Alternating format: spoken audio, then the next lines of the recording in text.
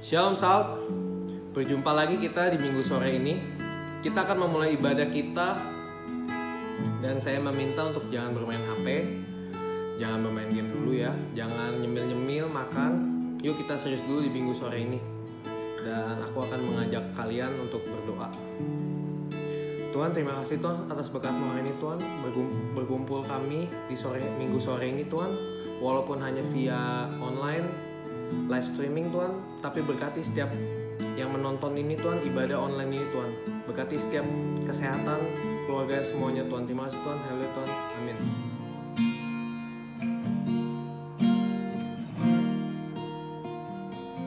Mari teman-teman, kita akan angkat satu pujian, yaitu Allah Peduli.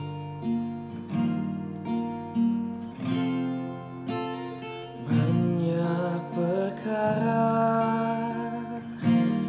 yang tak dapat ku mengerti, mengapakah harus terjadi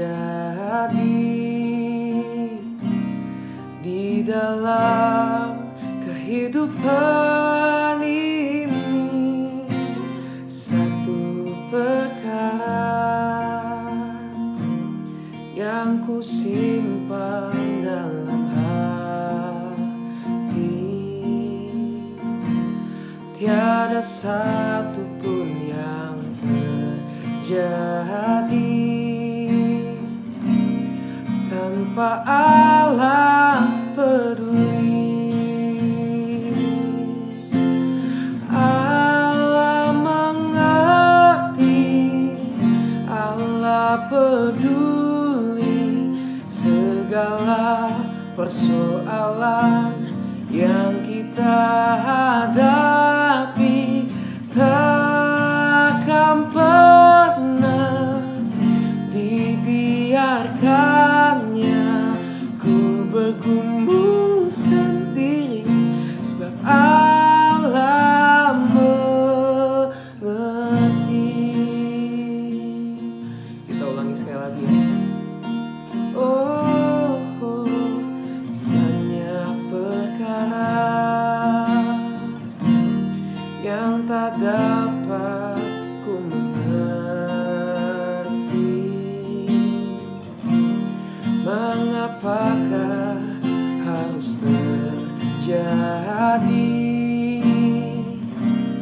di dalam kehidupan ini. Satu perkara yang ku simpan dalam hati, tiada satu pun yang terjadi tanpa Allah peduli. Allah mengerti, Allah peduli segala persoalan yang kita hadapi. Takkan pernah dibiarkannya ku bergumul sendiri, sebab Allah mengerti.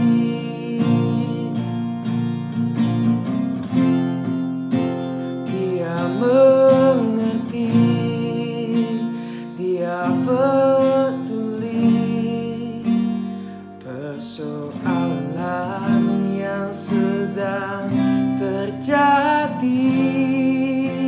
Dia mengerti, Dia peduli persoalan yang kita alami.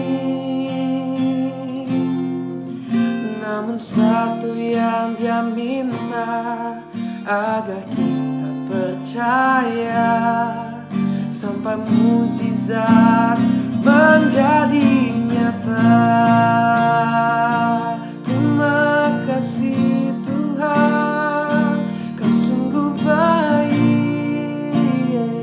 Terima kasih kasih Tuhan, oh terima kasih Tuhan, Kau sungguh baik. Terima kasih Tuhan, oh. Terkadang kita merasa tak ada jalan terbuka, tak ada lagi waktu, terlambat sudah.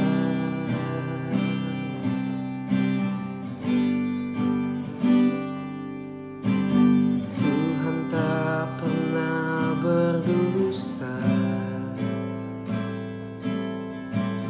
Dia selalu pegang janjinya.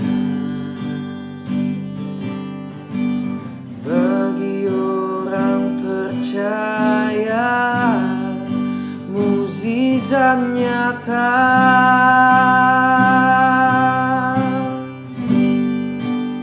Dia mengerti, Dia peduli persoalan yang sedang terjadi. Dia mengerti, Dia peduli persoalan yang kita alami. Namun satu yang Dia minta, agar kita percaya sampai mukjizat menjadi nyata. Dia mengerti, Dia peduli persoalan yang sedang terjadi. Dia mengerti, Dia peduli persoalan yang kita alami. Namun satu yang Dia minta, agar kita percaya sampai mukjizat menjadi nyata. Oh, namun satu yang Dia minta, agar kita percaya sampai mukjizat menjadi nyata. Oh, namun satu yang Dia minta, agar kita percaya sampai mukjizat menjadi nyata.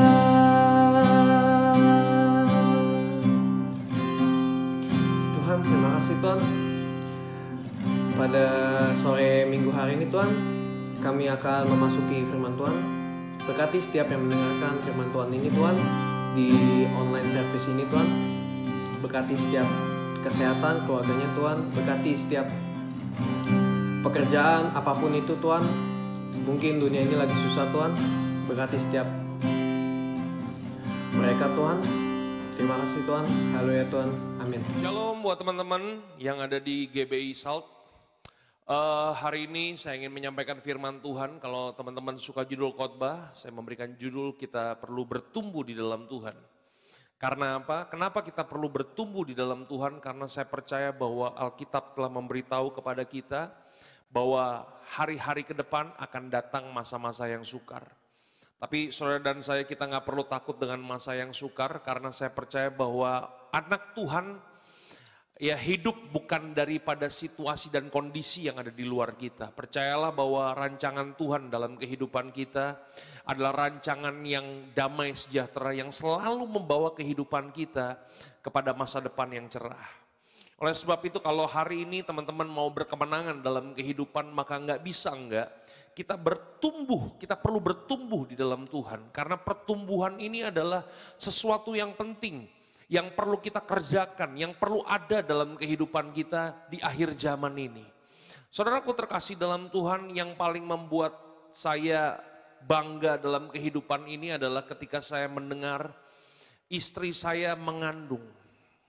Ya, waktu saya mendengar istri saya mengandung, aduh, kebanggaan yang luar biasa dalam kehidupan saya. Tapi bukan itu yang membuat benar-benar saya bangga.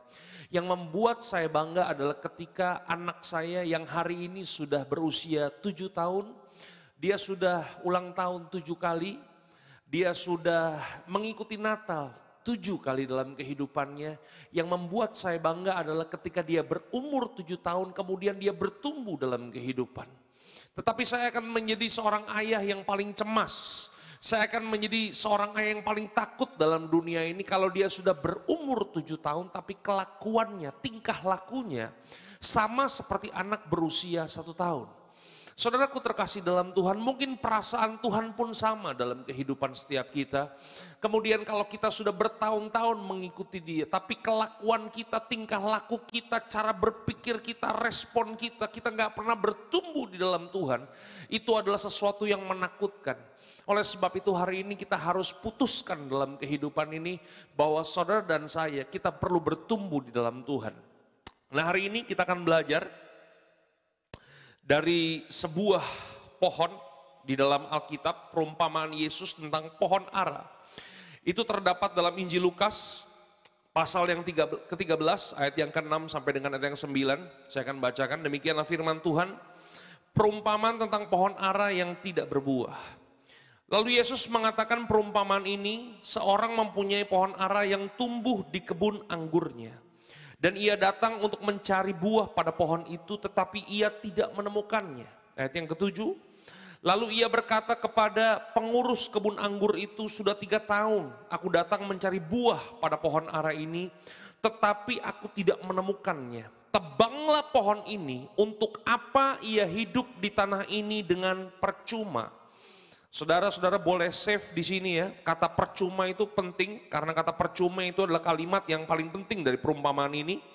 Ayat yang ke-8, jawab orang itu, Tuan biarkanlah dia tumbuh tahun ini lagi.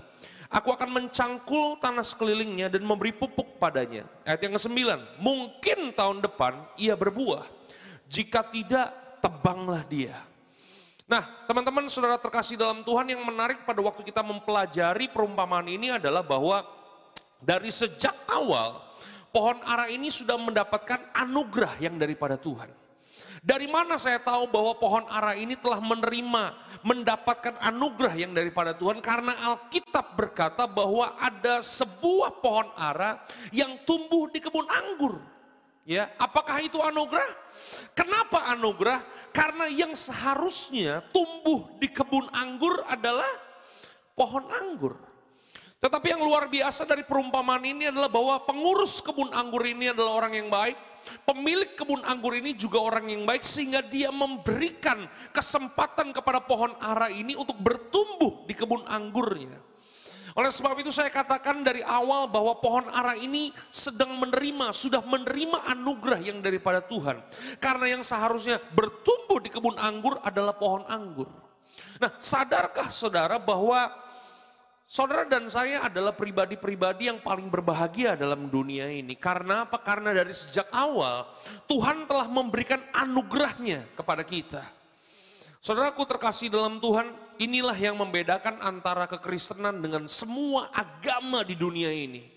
Karena apa? Karena kekristenan tidak pernah dimulai dari Usman. Saudara tahu Usman ya? Semua agama itu selalu dimulai dari Usman, usaha manusia. Tapi kekristenan selalu dimulai dari anugerah Tuhan.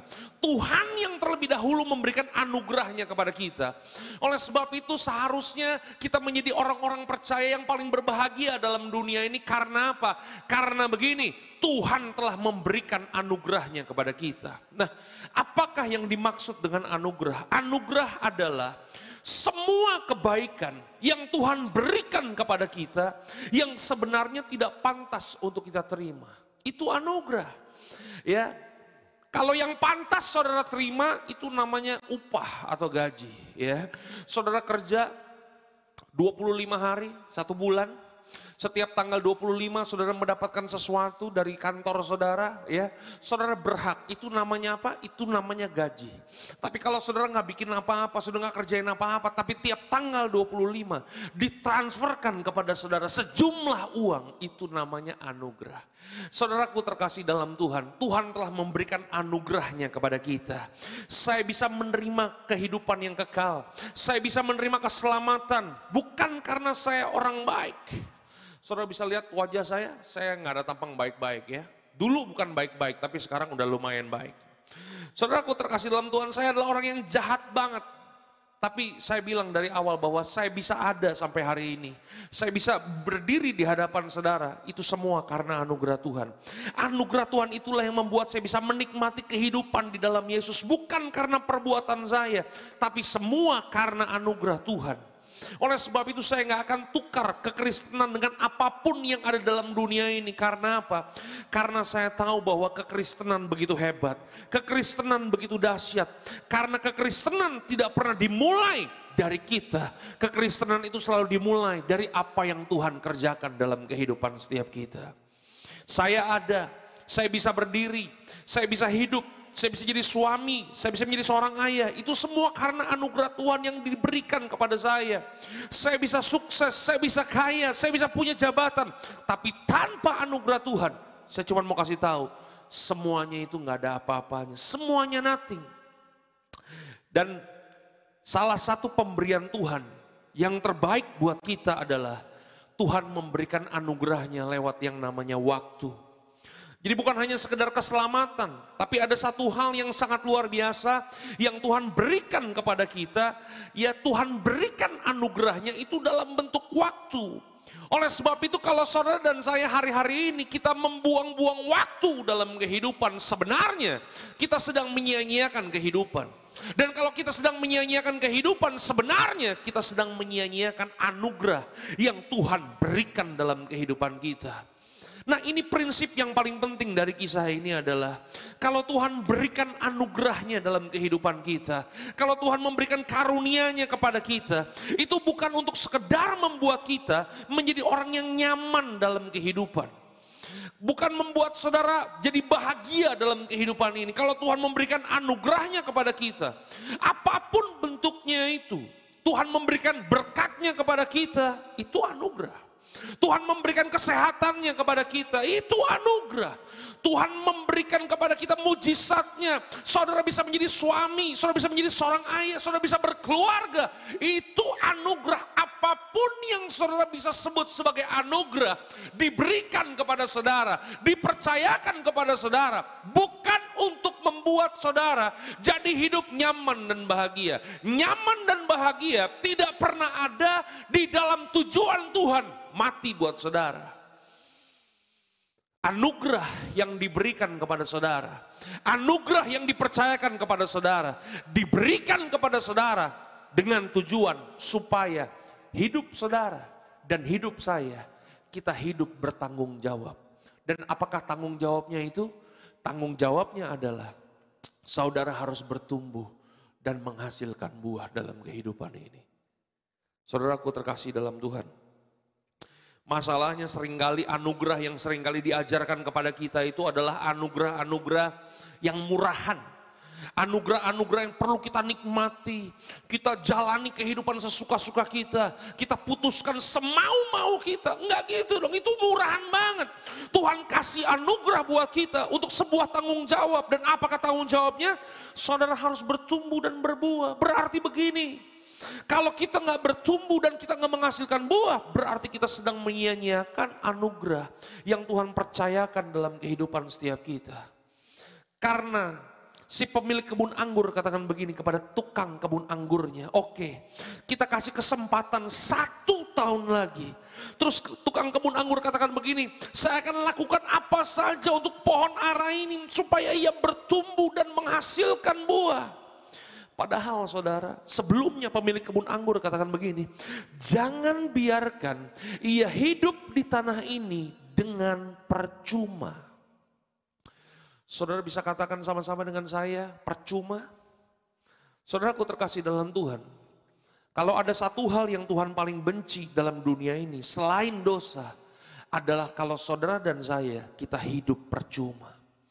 Apakah yang dimaksud dengan hidup percuma? Hidup percuma adalah begini.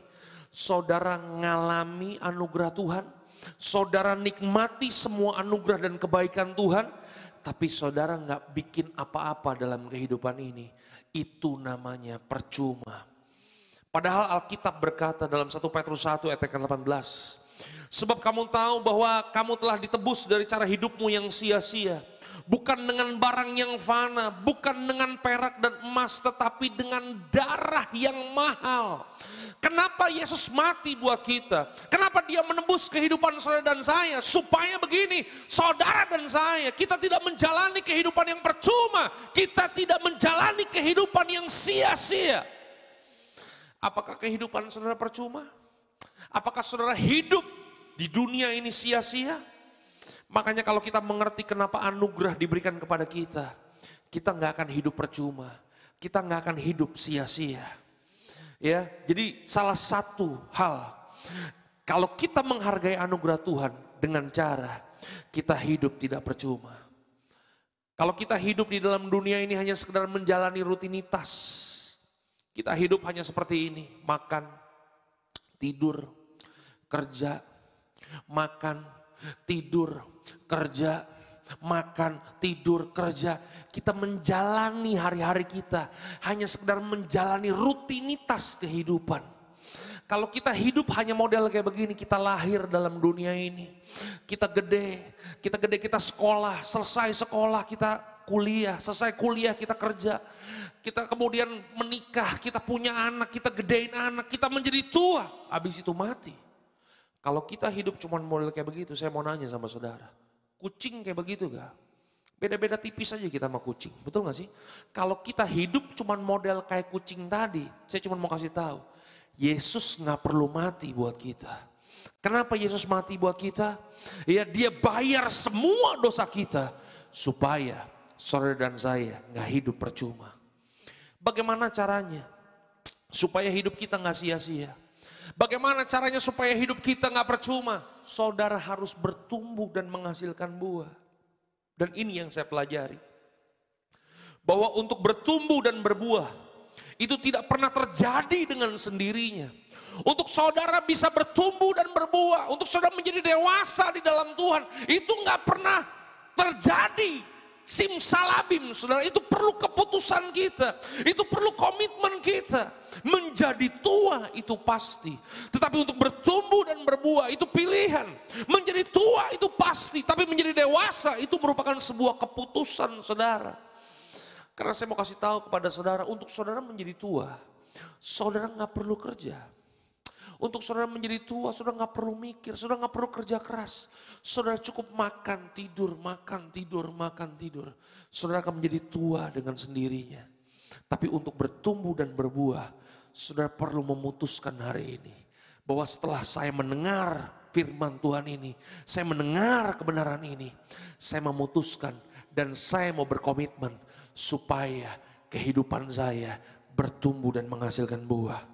Karena saya menemukan ada begitu banyak orang menjadi tua secara umur, tapi nggak pernah bertumbuh dewasa dalam kehidupan. Kelihatan dari cara berpikirnya, kelihatan dari kelakuan-kelakuannya, kelihatan dari tingkah lakunya, kelihatan dari respon-responnya. Saudaraku terkasih dalam Tuhan, yang saya suka dari kisah ini adalah pemilik kebun anggur katakan begini, kasih kesempatan 1 tahun lagi. Artinya apa? Artinya begini, Tuhan selalu memberikan kesempatan demi kesempatan dalam kehidupan saudara. Kalau di waktu-waktu yang lalu hidup saudara menjalani kehidupan hanya sekedar rutinitas. Kalau di waktu-waktu yang lalu saudara menjalani kehidupan hanya sekedar sambil lalu saja. Putuskan hari ini supaya begini, saudara bertumbuh dan menghasilkan buah.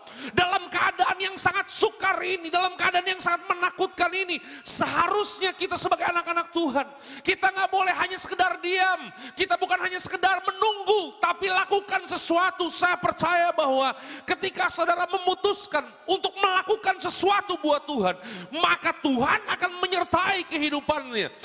Berubahlah saudara, supaya begini, ambillah keputusan saudara untuk terus bertumbuh. Ya, jadi Yesus mati bukan sekedar untuk dosa-dosa kita.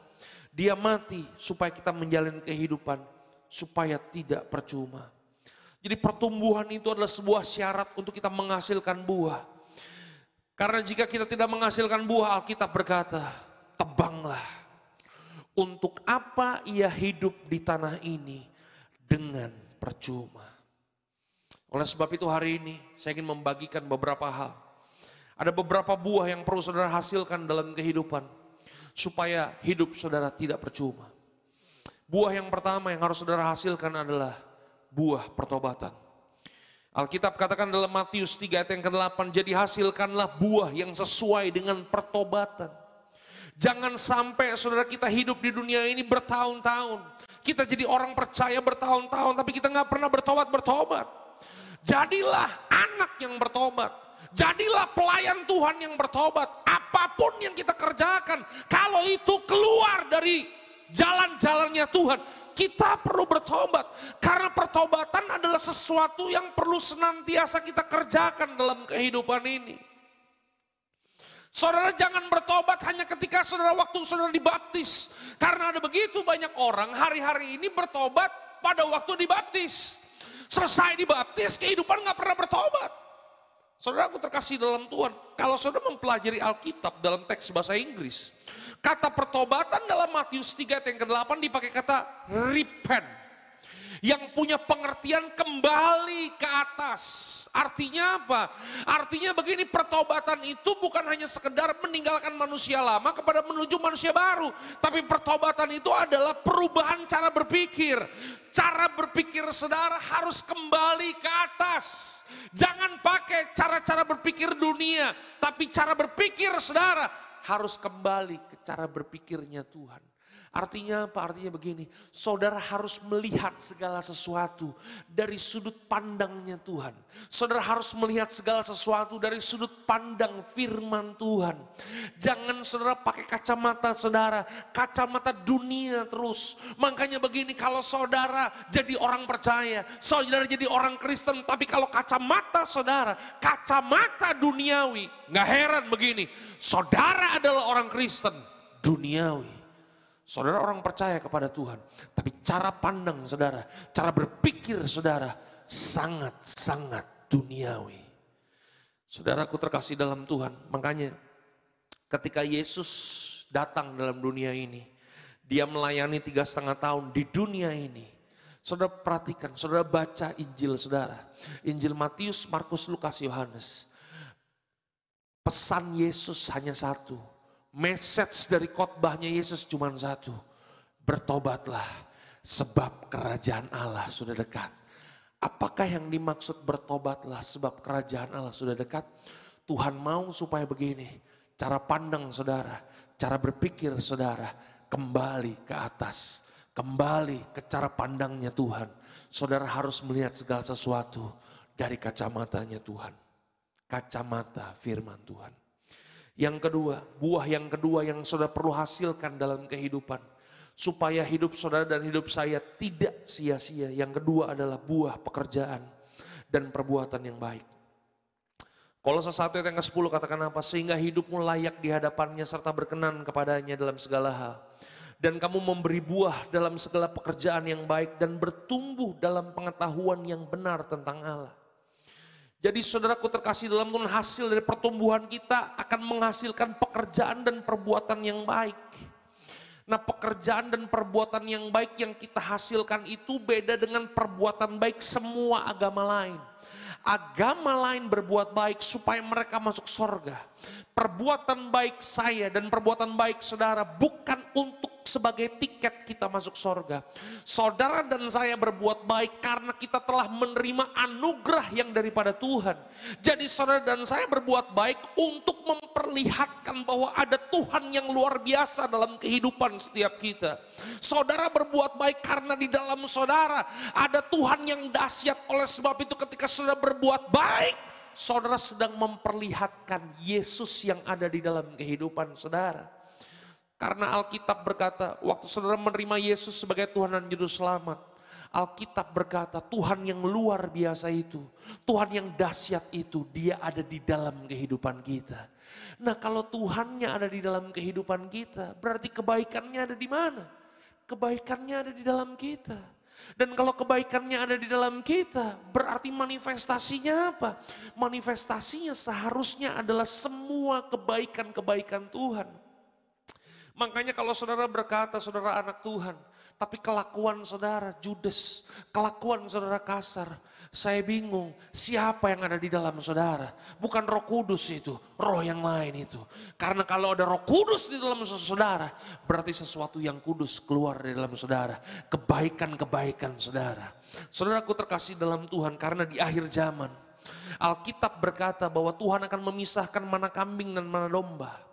Siapa kambing? Alkitab berkata, ketika aku lapar kamu tidak memberikan aku makanan. Ketika aku telanjang kamu tidak memberikan aku pakaian. Yang kambing-kambing protes, kapan kami lihat Yesus lapar dan kami gak kasih makanan? Kapan kami lihat Yesus telanjang dan kami gak memberikan pakaian?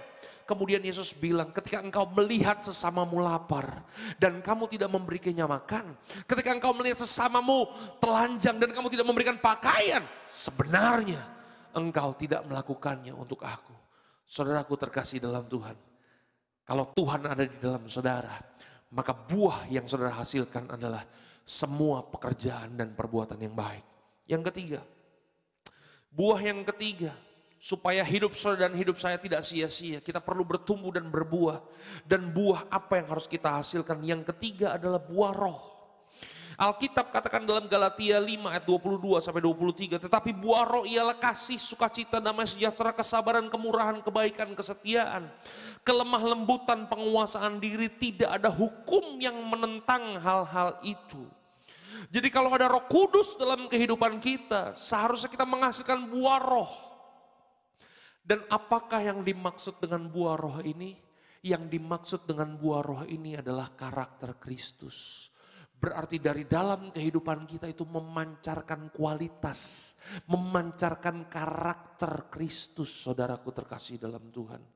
Makanya dari awal saya bilang, anugerah yang Tuhan berikan kepada kita, anugerah yang Tuhan percayakan kepada kita bukan untuk membuat saudara hidup nyaman dan bahagia. Karena nyaman dan bahagia tidak pernah ada di dalam tujuan Tuhan menyelamatkan kehidupan saudara. Saudaraku terkasih dalam Tuhan, dia menyelamatkan kehidupan saudara dengan tujuan supaya saudara menghasilkan karakter Kristus. Tahukah saudara bahwa mengampuni itu adalah karakter Kristus? Dan saudara sadar gak bahwa Tuhan mau supaya saudara punya karakter mengampuni? Dan bagaimana caranya supaya saudara bisa menghasilkan karakter mengampuni? Bagaimana caranya? Apakah ditumpangin tangan? Saudaraku terkasih dalam Tuhan, saudara mau ditumpangin tangan sampai rambut saudara botak. Saudara mau ditumpangin tangan, saudara jatuh, guling-guling, nangis-nangis, percayalah karakter saudara gak akan berubah. Saya bukannya hamba Tuhan yang tidak percaya kuasa penumpangan tangan. Penumpangan tangan itu seperti jumper kalau mobil kita lagi mogok. Mobil saudara yang mogok di jumper, maka apa yang terjadi? Akinya hidup. Akinya hidup, mobil maka bisa hidup. Tapi untuk mengendarai mobil tersebut sampai kepada tujuan kan perlu saudara sendiri kan. Yang perlu mengendarai mobil tersebut. Kenapa saudara perlu ditumpangin tangan? Karena roh saudara melempem. Karena roh saudara mati. Itu dia. Tapi untuk mengubah karakter saudara. Supaya saudara punya karakter Kristus. Supaya saudara punya karakter mengampuni. Bagaimana caranya? Caranya adalah Tuhan akan mengirimkan orang-orang menyebalkan hadir dalam kehidupan saudara. Makanya begini, Tuhan akan lakukan berbagai macam cara. Termasuk Tuhan akan mengizinkan sesuatu yang gak enak terjadi dalam kehidupan saudara. Dengan tujuan supaya saudara dan saya, kita bisa menghasilkan karakter Kristus. Buah yang keempat, yang terakhir. Yang perlu kita hasilkan dalam kehidupan. Supaya hidup kita tidak percuma, supaya saudara kita bisa berakar, bertumbuh dan berbuah. Buah yang keempat yang saudara perlu hasilkan adalah buah jiwa-jiwa. Yohanes 15 ayat yang ke-16 sampai 17 katakan begini, bukan kamu yang memilih aku, tetapi akulah yang memilih kamu dan aku telah menetapkan kamu supaya kamu pergi dan menghasilkan buah dan buahmu itu tetap. Supaya apa yang kamu minta kepada Bapa dalam namaku diberikannya kepadamu. Jadi apa saja yang saudara minta kepada Bapa akan diberikan kepada saudara. Dan seringkali apa yang kita minta? Yang kita minta hanya sekedar berkati aku ya Tuhan. Isi dompetku ya Tuhan. Tapi sebenarnya apakah yang Tuhan pasti berikan kepada saudara? Ayat yang 17 katakan begini. Inilah perintahku kepadamu, kasihilah seorang akan yang lain. Jadi apapun yang saudara minta, kalau itu berhubungan dengan pertobatan jiwa-jiwa, menghasilkan jiwa-jiwa bagi Kristus, itulah yang pasti akan Tuhan kabulkan dalam kehidupan saudara. Janganlah berdoa untuk hal-hal yang mementingkan diri saudara sendiri. Jangan hanya sekedar berdoa untuk semua kemauan-kemauan saudara. Tapi hari ini berdoalah buat jiwa-jiwa, supaya ada begitu banyak jiwa-jiwa yang datang kepada Tuhan. Saudaraku terkasih dalam Tuhan. Pohon semangka menghasilkan buah semangka. Pohon belimbing menghasilkan buah belimbing. Pohon duren menghasilkan buah duren. Murid Kristus harus menghasilkan murid Kristus. Orang percaya harus menghasilkan buah jiwa-jiwa. Makanya Tuhan berikan kesempatan kepada kita. Tuhan memberikan waktu kepada kita untuk kita memultiplikasikan kehidupan kita. Saya sadar benar bahwa dalam pelayanan ini saya melayani bukan hanya sekedar berkhotbah. Saudara, saya senang berkhotbah. Bahkan hari ini saya berkhotbah buat saudara. Tapi main ministry, pelayanan utama saya bukan berkhotbah. Apakah pelayanan utama saya? Pelayanan utama saya adalah menghasilkan murid Kristus. Oleh sebab itu hari ini putuskanlah dalam kehidupan saudara. Supaya saudara bisa berakar, bertumbuh dan menghasilkan buah. Jangan sampai ketika Tuhan datang yang kedua kali, Dia mendapati kita seperti pohon ara. Saudara hidup percuma. Putuskan hari ini supaya hidup saudara tidak percuma. Supaya hidup saudara tidak sia-sia. Hasilkanlah buah-buah dalam kehidupan saudara. Tuhan memberkati saudara. God bless you. Amin. Ya, shalom guys. Hari ini kita udah memuji Tuhan, menyembah Tuhan, dan juga sudah mendengarkan firman Tuhan. Dan ini saatnya kita berdoa sebagai penutup dari ibadah kita pada sore hari ini. Yuk kita sama-sama berdoa, satukan hati. Jangan cuma duduk aja, tapi yuk kita sama-sama berdoa, menikmati hadirat Tuhan. Mari kita berdoa. Tuhan Yesus, terima kasih Tuhan. Kami bersyukur buat ibadah online service pada sore hari ini. Kami bersyukur ya Tuhan, berkat-Mu berlimpah-limpah atas kami lewat pujian penyembahan yang sudah dinaikkan. Biarlah itu menjadi persembahan yang harum yang berkenan kepada Tuhan. Dan juga firman Tuhan yang sudah disampaikan, biarlah kami boleh berakar, bertumbuh dan berbuah di dalam Tuhan. Kami boleh semakin dewasa, nggak cuma umur kami yang tambah tua, tapi kami semakin dewasa di dalam iman kami, dalam kepercayaan kami kepada Tuhan. Terima kasih Tuhan Yesus, terima kasih biarlah kami boleh menjadi pelaku-pelaku firman-Mu. Dimanapun kami berada, kami boleh menjadi terang, menjadi garam, dan menjadi saksi Tuhan Yesus dimanapun kami berada. Kami semakin dewasa dalam pengenalan kami akan Tuhan. Terima kasih Bapak, terima kasih. Kami bersyukur ya Tuhan, Engkau memberkati setiap kami yang sudah melayani. Engkau memberkati yang WL, juga pemusik. Engkau juga memberkati yang mengedit video. Juga Engkau memberkati Pastor Dieter ya Tuhan, yang sudah menyampaikan firman Tuhan dengan luar biasa. Dan kami akhirnya percaya Tuhan, dimanapun kami ditempatkan, Engkau terus memberkati kami, di sekolah kami, di kuliah kami, di tempat pekerjaan kami, Engkau memberkati kami. Kami bersyukur ya Tuhan, kalau sampai hari ini kami masih boleh bersekolah, kami masih boleh berkuliah, kami masih boleh bekerja, dan semuanya itu kami lakukan Tuhan Yesus dengan sungguh-sungguh, semuanya untuk kemuliaan nama Tuhan.